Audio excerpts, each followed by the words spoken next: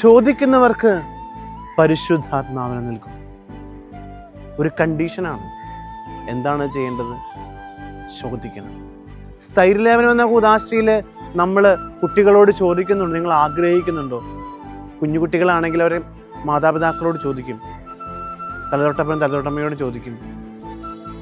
അനുവാദത്തോടു കൂടിയാണ് പരിശുദ്ധാത്മാവിനെ സ്വീകരിക്കാൻ സാധിക്കുക. സ്നേഹമുള്ളവരെ, പരിശുദ്ധാത്മാവിനെ സ്വീകരിക്കാൻ ഒരുങ്ങുന്ന ദിവസമാണ് പെന്തക്കോസ്ത് തിരുനാളിൻ്റെ ഏറ്റവും അടുത്ത ദിവസം. സ്നേഹമുള്ളവരെ, ഈ പരിശുദ്ധാത്മാവിനെ വാങ്ങി പരിശുദ്ധാത്മാവിൻ്റെ ഫലങ്ങളാൽ നിറയപ്പെടുവാനായിട്ട് ആത്മാർത്ഥമായിട്ട് ആഗ്രഹിക്കാം. സ്ഥൈര്യലേപനം എന്ന കൂദാശയിലൂടെ സ്വീകരിച്ച പരിശുദ്ധാത്മാവിനെ നഷ്ടപ്പെടുത്തി കളയാതിരിക്കാൻ നമുക്ക് പരിശ്രമിക്കാം.